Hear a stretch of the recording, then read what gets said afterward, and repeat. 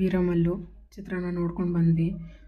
ಒಂದು ಮೈಂಡ್ಸೆಟ್ಟನ್ನೇ change mindset ಅನ್ನೋದಕ್ಕಿಂತ ಚಲನಚಿತ್ರ ನಮ್ಮ ಮೇಲೆ ಎಷ್ಟು ಪರಿಣಾಮ ಬೀಳುತ್ತೆ ಅನ್ನೋದು ನನಗೆ ಕಂಪ್ಲೀಟಾಗಿ ಇಟ್ ವಾಸ್ ನಾನು ಕಾಂತಾರ ನೋಡಿದಾಗ ಎಷ್ಟು ನನಗೆ ಫೀಲ್ ಆಗಿತ್ತೋ ಈ ಮೂವಿ ನೋಡಿದಾಗ ನನಗೆ ಅಷ್ಟೇ ಫೀಲ್ ಆಯಿತು. ನಮ್ಮ ಕಲ್ಚರ್ ಮೇಲೆ ನಮ್ಮ ಹಿರಿಯರು ಎಷ್ಟು ಕಷ್ಟಪಟ್ಟಿದ್ರು, ನಮ್ಮವ್ರಿಗೂ ಈ ಸಂಸ್ಕೃತಿನ ನಮ್ಮವ್ರಿಗೂ ತಲುಪಬೇಕಂತ ಅವ್ರ ಪ್ರಾಣ ಒತ್ತೆ ಇಟ್ಟಿದ್ದಾರೆ, ಅವ್ರ ಜೀವನ ತೆಗೆದಿದ್ದಾರೆ, ರಕ್ತ ಸುರಿಸಿದ್ದಾರೆ, ಎಲ್ಲನೂ ಮಾಡಿದ್ದಾರೆ. ಫ್ರೀಡಮ್ ಫೈಟರ್ಸ್ ಆಗಿ ನಮ್ಮ ದೇಶನ ಉಳಿಸ್ಕೊಳ್ಳೋದಕ್ಕೆ ಯಾರೆಲ್ಲ ಎಷ್ಟು ಕಷ್ಟಪಟ್ಟರು, ಅದೇ ಥರ ನಮ್ಮ ಸಂಸ್ಕೃತಿ, ನಮ್ಮ ಹಿರಿಯರು, ನಮ್ಮ ಪುರೋಹಿತರು, ನಮ್ಮ ಗುರುಗಳು ಅದನ್ನು ಉಳಿಸ್ಕೊಳ್ಬೇಕು, ನಮ್ಮವ್ರಿಗೂ ಬರಬೇಕಂತ ಭಾಳ ಕಷ್ಟಪಟ್ಟಿದ್ದಾರೆ. ನಮ್ಮ ಸಂಸ್ಕೃತಿನ ನಾವು ಒಂದಷ್ಟು ಕಲಿತು ನಮ್ಮ ಮುಂದಿನ ಪೀಳಿಗೆಗೆ ಅದನ್ನು ಹೇಳ್ಕೊಡ್ಬೇಕು.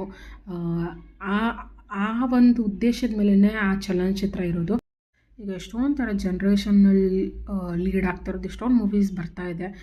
ಎಲ್ಲದನ್ನು ನೋಡಿ it is an entertainment. Movies always an entertainment. So ಅದ್ರ ಮೂರ್ತಾಗಿ ನೋಡಬೇಕು. ಅದೇ ಥರ ಈ ಥರದ್ದನ್ನು ನಾವು ನೋಡಿ ತಿಳ್ಕೊಳ್ಳೋವಂಥದ್ದು ಬಹಳ ಇದೆ. ನಮ್ಮ ಹಿರಿಯರು ಎಷ್ಟು ಕಷ್ಟಪಟ್ಟಿದ್ದಾರೆ ಅನ್ನೋದನ್ನು ನಾವು ಅವ್ರ ಚಿತ್ರದಲ್ಲಿ ತರೋದು ಒಂದಷ್ಟೇ ಇಷ್ಟೇ. ಸೊ ಅದನ್ನು ಮಲ್ಟಿಪಲ್ 1000 ಟೈಮ್ಸ್ ತೊಗೊಳ್ಳಿ ಅಷ್ಟು ಕಷ್ಟಪಟ್ಟಿರ್ತಾರೆ ಅವರು. ಸೊ ಅವ್ರು ಉಳಿಸ್ಕೊಂಡು ಬಂದಂಥ ಸಂಸ್ಕೃತಿನ ನಾವು ಬೆಳೆಸ್ಕೊಂಡು ಹೋಗಬೇಕು. ನಮ್ಮ ಮುಂದಿನ ಪೀಳಿಗೆಗೆ ನಾವು ಸ್ವಲ್ಪನಾದರೂ ಅದ್ರ ಬಗ್ಗೆ ಹೇಳ್ಕೊಡ್ಬೇಕು. ನಾವೇ ಕಲ್ತಿಲ್ಲ ಅಂದರೆ ಮುಂದಕ್ಕೆ ಏನ್ರಿ ಹೇಳ್ಕೊಡ್ತೀವಿ? ವೆಸ್ಟರ್ನ್ ಕಲ್ಚರ್ ವೆಸ್ಟರ್ನ್ ರೀತಿನಲ್ಲಿ ಇರೋದು ತಪ್ಪು ಅಂತ ಯಾರೂ ಹೇಳ್ತಿಲ್ಲ. ಹಂಗಂತ ನಮ್ಮ ಥರ ಕಳ್ಕೊಂಡು ನಮ್ಮ ಸಂಸ್ಕೃತಿನ ಬಿಟ್ಟು ಬೇರೆ ಎಲ್ಲ ಮಾಡೋದು ಅದು ತುಂಬ ದೊಡ್ಡ ತಪ್ಪು. ಸೊ ಹಿಂದೂ ಅಂತ ಇರೋದು ಇದು ಒಂದೇ ದೇಶ ಕಣ್ರಿ. ನಾವೇ ಅದನ್ನು ಪಾಲಿಸ್ತಾ ಇಲ್ಲ, ನಾವೇ ಅದನ್ನು ಬಿಟ್ಕೊಡ್ತಾ ಇದ್ದೀವಿ ಅಂತ ಅಂದರೆ ಇನ್ಯಾರ್ರಿ ನಮ್ಮ ತನನ ಉಳಿಸ್ತಾರೆ ಅಲ್ವಾ? ಸೊ ಉಳಿಸ್ಬೇಕಾಗಿರೋದು ನಾವು ಮುಂದಿನ ಪೀಳಿಗೆಗೆ ಹೇಳ್ಕೊಟ್ಟು ಬೆಳೆಸ್ಬೇಕಾಗಿರೋರು ನಾವೇ. ಆ ಜವಾಬ್ದಾರಿ ನಮ್ಮ ಮೇಲೆ ಇದೆ.